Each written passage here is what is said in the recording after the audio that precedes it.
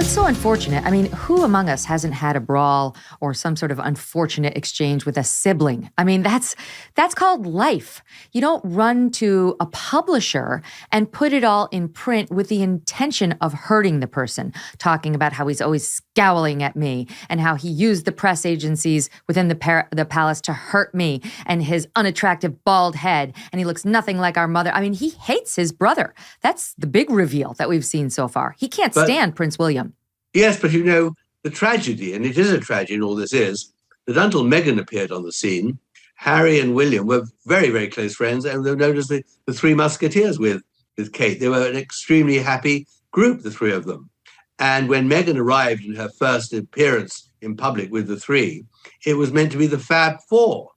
And on stage, it began to unravel as Meghan began saying how she would use her new status to campaign.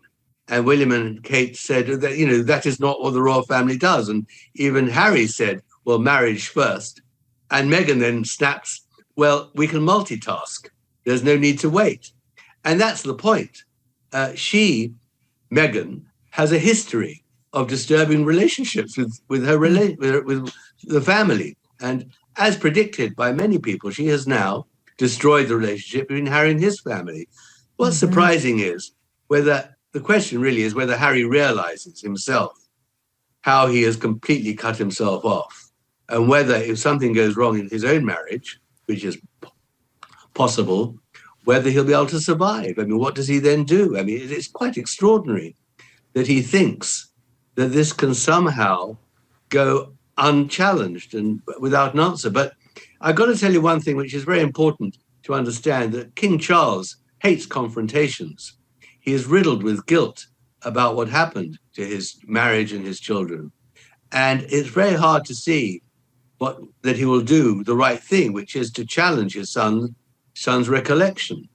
That's the problem. They are hiding at the moment, in my view, in Buckingham Palace. They're hoping it will go away, and it won't. And these two are cashing in on these stories, and they're making hundreds of millions of dollars. So there's no reason to think they'll stop doing that. It's very lucrative for them. One of the allegations that is an eye opener is Harry alleging that William and Kate were not only totally delighted with his Nazi costume, but were behind it, were the reason he wore it in the first place. He says that they howled with laughter when they saw him dressed for this 2005 party. Harry was 20. William would have been 22. And that the Sun newspaper published this front page photo of him dressed as a Nazi soldier. The picture was taken at this costume party with a native and colonial theme. William was also a guest. He dressed as a lion. And this is obtained by Page 6, Harry writing that when he chose the outfit, it was a toss-up between two costumes, a pilot or a Nazi. Quote, I phoned Willie and Kate, asked what they thought. Nazi uniform, they said. Harry writes, adding that when he went home and tried it on for them, they both howled, worse even than Willie's leotard that he was going to wear, way more ridiculous, which again was the point. Then while he's calling this one of the biggest mistakes in his life, in his Netflix series, he goes on to say that, basically that they enjoyed it and that they wanted it, that they would coax him into it.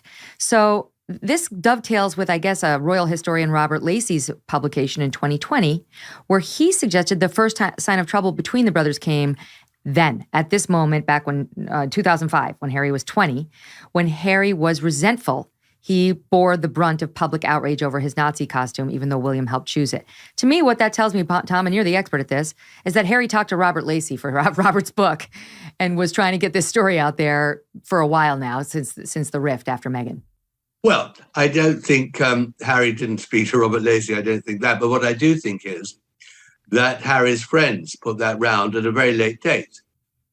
What is surprising is it took 10 years for this story to emerge. And there's no doubt that at the time of this great furor, if that was true, that it was the idea of the Cambridges, that would have leaked out to Harry's friends and been told to a newspaper. And for all these years, that hasn't come out. So I think, once again, one has to treat this with some skepticism. Why now? It's so easy for Harry to say that, and so difficult for William and Kate to deny it, because then it really does become a fight in the gutter, and he gets away with it. And of course, the ghostwriter will be thrilled with that exchange. Well, that's a problem. If they give an interview, Prince William, never mind King Charles, you can't go tit for tat on this kind of thing because you lose. I mean, any attention to them, any response by the palace will be welcomed with open arms by Meghan and Harry. It's just another day in the news cycle. So I understand the palace's instincts to just ignore these small people who right now are just trying to make a dime on their association with William, with Charles. Do you think it's tipped over, like we've reached a tipping point where that calculation no longer works? I do, actually, because I think that after the Netflix series and now this, sympathy for the Sussexes will grow outside Britain and outside various areas in the United States, like the East Coast. I think across Africa and Asia, which is very important for Britain and the Commonwealth, and even in Europe, there will be sympathy for the Sussexes. People will believe what Harry has said.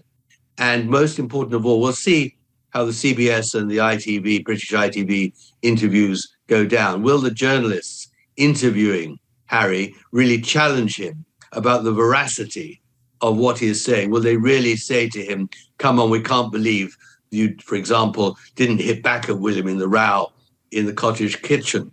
I mean, if he is not challenged, then we know once again he has orchestrated a wonderful puff piece, just like this book and just like the Netflix series, just like the opera interview. I mean, this is an amazing Hollywood production. It's not over. It's been going on now for 2 years. There's more to come. There's a lot of money to be earned by the trashing of the royal family by Netflix, Random House, CBS, all of them. And at the moment, the royal family is just sitting there, silent lemons, having to accept all the beatings. I don't think they can carry on for much longer like that.